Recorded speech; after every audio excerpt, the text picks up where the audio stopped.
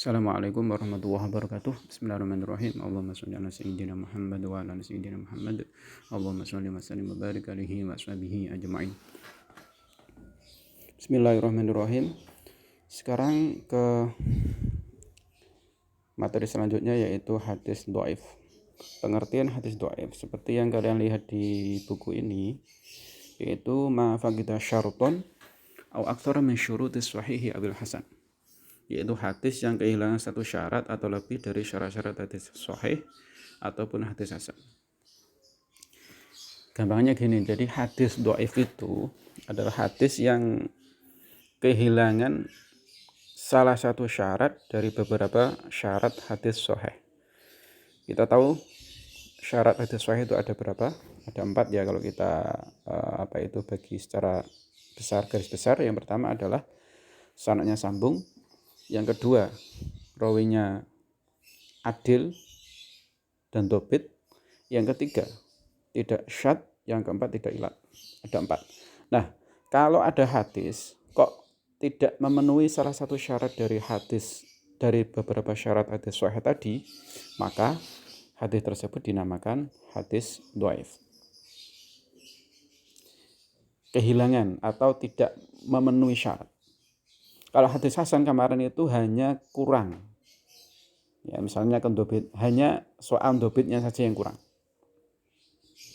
ya tidak boleh dalam hal adil, syadz maupun ilatnya, hanya pada masalah kondobitan atau hafalan, kemampuan menghafal. Tapi kalau hadis dhaif itu kehilangan salah satu, baik misalnya sanadnya gak sambung, bisa juga rawinya gak dobit, atau rawinya gak adil, atau mungkin hadisnya itu syadz karena bertentangan dengan hadis yang lain yang lebih thiqah, atau mungkin hadisnya itu ada ilatnya, ada cacat yang tersembunyi yang bisa mempengaruhi kualitas hadis. Kita langsung ke contohnya ya. Ini adalah ma'akhrajahu at-Tirmidzi an Hakimin al-Afram an Abi Tamimah al-Hajimi an Abi Hurairah ta'anin Nabi sallallahu alaihi wasallam. Man ataha idun aw imra'atan fi duburiha aw kahinan faqad kafara bima anzala ala Muhammadin. Hadis ini dhaif karena salah satu rawinya, yaitu Hakim al-Afram, adalah dhaiful hadis. Artinya rawi yang dhaif. Ibnu Hajar dalam kitabnya yang berjudul Taqribut Tahdzib memberikan komentar kepada Hakim al-Afram bahwa fihi layyinun, padanya lemah. Jadi Hakim al-Afram ini adalah salah satu rawi yang lemah.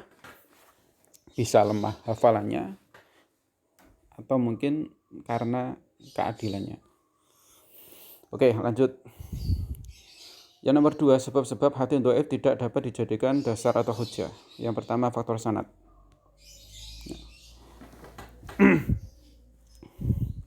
Ada beberapa faktor ya, yang menjadikan sebuah hadis itu bisa dikatakan hadis dhaif. Yang pertama, karena sanadnya. Yang pertama, adanya cacat pada periwayat, baik dari pada aspek keadilan atau kekuatan hafalannya. Seperti yang saya katakan tadi, yang pertama adalah tidak adanya rawi yang adil, atau tidak adanya atau tidak mempunyai kendobitan, atau rawi tersebut tidak dobit, sama sekali tidak dobit, atau hafalannya buruk, atau rawinya gak adil. Ya, ini berhubungan dengan rawi ya. Jadi yang pertama itu berhubungan dengan rawi. Rawinya tidak adil, mungkin fasik atau banyak bohongnya, suka melakukan dosa-dosa kecil maupun pernah melakukan dosa besar, ya, tidak menjaga muru'ah, tukang bohong dan seterusnya, atau mungkin hafalannya buruk sekali sehingga dia tidak bisa memberikan atau menyampaikan suatu hadis yang diminta oleh seseorang dengan cepat. Yang kedua, tentang sanad, yaitu urut-urutan rawi dari Rasulullah sampai rawi terakhir ya. Itu sanadnya tidak sambung, artinya sanadnya putus di tengah jalan. Nah, Apabila ada hadis kok sanadnya putus, ya, maka hadis tersebut otomatis dinamakan hadis dhaif karena tidak memenuhi syarat hadis sahih. Sekarang yang faktor matan hadis atau isi hadis, ya. Yang pertama, bertentangan dengan riwayat yang diriwayatkan oleh rijal hadis yang lebih thiqah. Artinya hadis tersebut syadz. Karena hadis tersebut ternyata setelah diteliti isinya bertentangan dengan hadis yang lebih thiqah, yang diriwayatkan oleh rawi yang lebih thiqah. Maka hadis tersebut otomatis dinyatakan hadis dhaif. Yang kedua, terdapat cacat yang samar yang dapat merusak kesahihan hadis, seperti kata-katanya tidak mungkin diucapkan oleh Nabi. Jadi tentang cacat yang samar atau ilat ini sangat rumit, ya. Jadi hanya beberapa ahli hadis saja, ya. Hanya orang-orang yang mempunyai keahlian dalam ilmu hadis yang dapat melihat ilat tersebut, yang dapat mendeteksi adanya ilat dalam suatu hadis. Kalau orang tersebut tidak mempunyai kecakapan di dalam ilmu hadis, otomatis tidak akan bisa mengetahui ilat itu bagaimana. Nah, jadi ilat ini rumit. Pokoknya intinya itu ada cacat yang samar di dalam suatu hadis yang kelihatannya itu baik-baik saja hadisnya, tapi ternyata di situ setelah diteliti dengan seksama, ternyata ada ilat, ada cacat yang bisa mempengaruhi kualitas hadis. Contoh gampangnya gini, ada seorang rawi tersebut mempunyai 2 guru. Nah, yang rawi misalnya gini, guru yang pertama itu thiqah, yang kedua tidak thiqah. Nah, pada saat gini, rawi tersebut kemudian meriwayatkan hadis yang dia terima dari rawi yang kedua, dari guru yang kedua tadi, yang tidak thiqah tadi. Nah, agar hadisnya itu kelihatan baik, maka rawi tersebut mencantumkan nama gurunya yang pertama, yang thiqah, di dalam sanad hadis, bukan guru yang kedua yang tidak thiqah, yang padahal merupakan gurunya, padahal merupakan guru yang menyampaikan hadis ini kepadanya. Yaitu namanya ilat. Jadi samar sekali gitu, ya. Oke, nanti tentang ilat insya Allah kita akan bahas lebih lanjut di bab selanjutnya. Sekarang yang nomor 3, sanad hadis yang paling dhaif au hal asanid.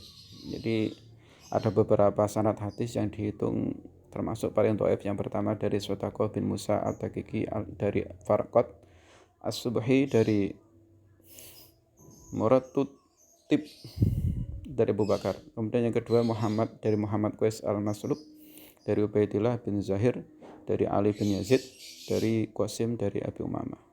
Yang ketiga dari Muhammad bin Marwan dari Al-Kallabi dari Abi Sholih dari Ibnu Abbas. Sanad yang paling dhaif atau Silsilatul Kalbi. Oke, kita langsung ke pembagian hadis dhaif. Hadis dhaif dibagi menjadi 2 sebab, yaitu sebab putusnya sanad dan sebab gugurnya periwayat. Pembagian ini bisa dilihat dalam skema sebagai berikut.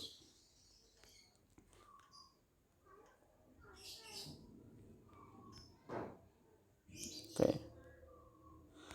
Hadis dhaif atau mardud, hadis yang tidak diterima.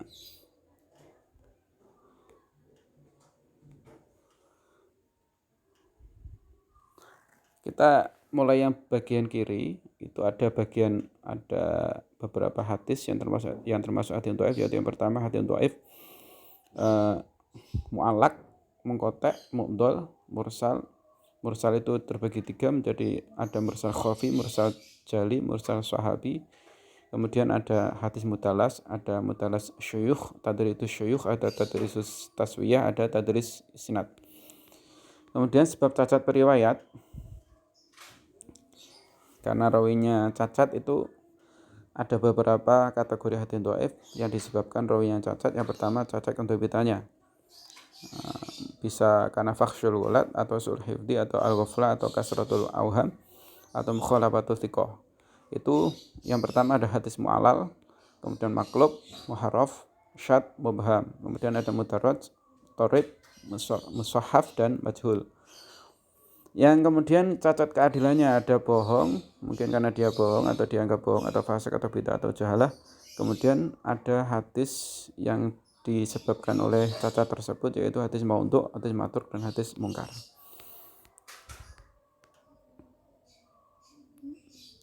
Jadi ada dua kategori ya, mungkin dari putusnya sanad itu ada mu'alaq, muqatta', mu'dhal, mursal dan seterusnya sampai tadlisul isnad.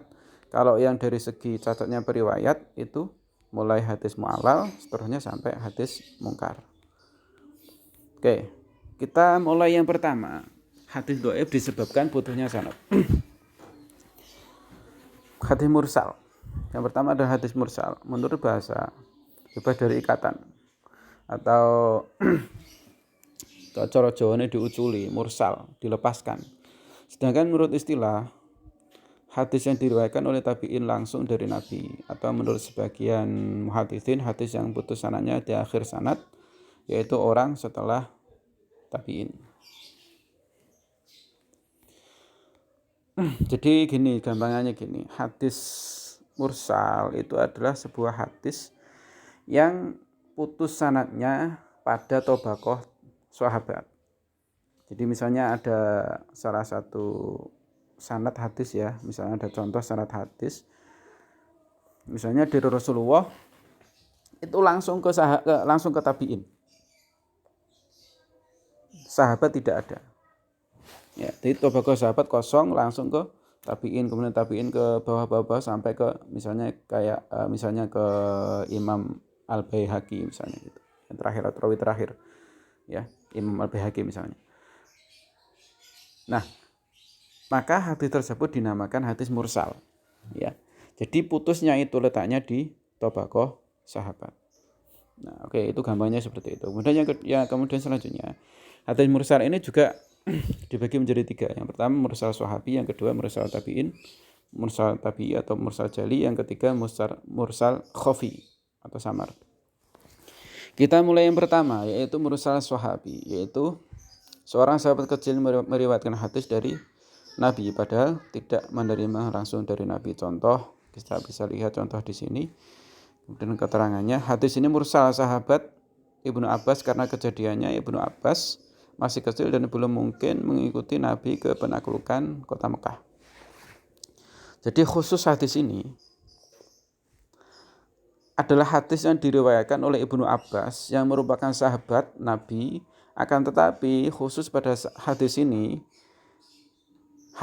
kejadiannya pada saat Fathul Mekah atau pembukaan kota Mekah, penaklukan kota Mekah. Nah, pada saat penaklukan kota Mekah itu umurnya Ibnu Abbas itu masih kecil, sehingga tidak mungkin mengikuti Nabi ke penaklukan kota Mekah, ikut perang untuk Fathul Mekah. Nah, karena tidak mungkin mengikuti Nabi, maka dinyatakan tobaqoh sahabat itu dianggap tidak ada. Karena Ibnu Abbas tidak bertemu dengan Nabi. Walaupun di sini ada nama Ibnu Abbas di sini. Akan tetapi karena Ibnu Abbas masih kecil pada waktu itu sehingga dianggap tidak ada. Maka karena dianggap dia tidak ada, jadi dari siapa ini yang terakhir, Abdullah bin Utbah langsung ke Rasulullah. Nah, jadi dari tabi'in langsung ke Rasulullah. Itu mursal sahabi. Kemudian yang kedua, mursal jali atau mursal tabi'in. Ini mursal yang asli maksudnya ya, yang jelas gitu ya. Yaitu contoh lihat di sini ya. Hadatsani Muhammad bin Rafi', hadatsana Hujay bin al-Musanna, hadatsana Al-Laitsu an Ukailin an Ibnu Syihab an Sa'id bin al-Musayyab anna Rasulullah sallallahu alaihi wasallam naha an bai'il muzabanati wal muhaqalati. Hadis ini mursal tabi'in karena Sa'id ibnul Musayyab adalah tabi'in kabir dan tidak mungkin bertemu dengan Nabi Muhammad sallallahu alaihi wasallam.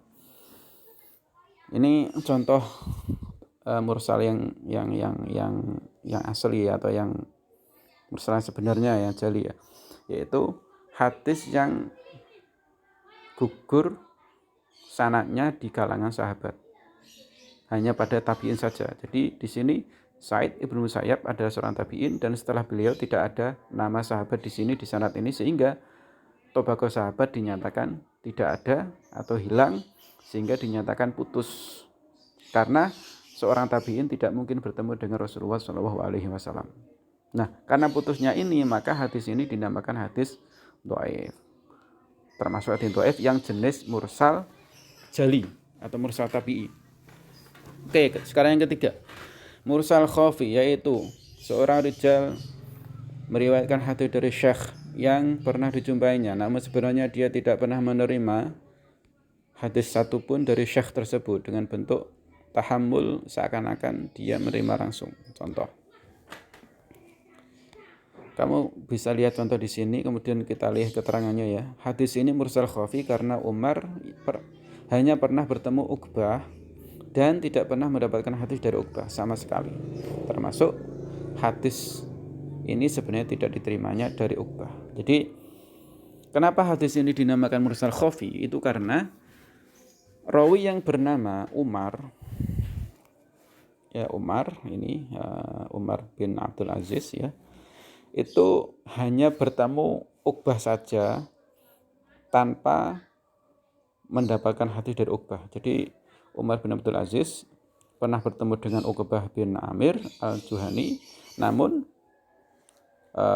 Uqbah bin Amir al-Juhani ini tidak pernah memberikan hadis kepada Umar bin Abdul Aziz pada hadis ini. Ya, pada hadis ini.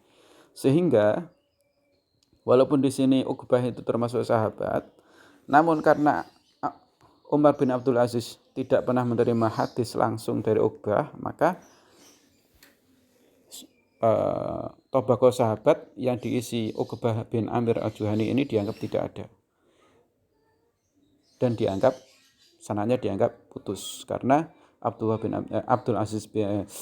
Abdul Aziz tidak pernah menerima hadis dari Uqbah bin Amir al-Juhani.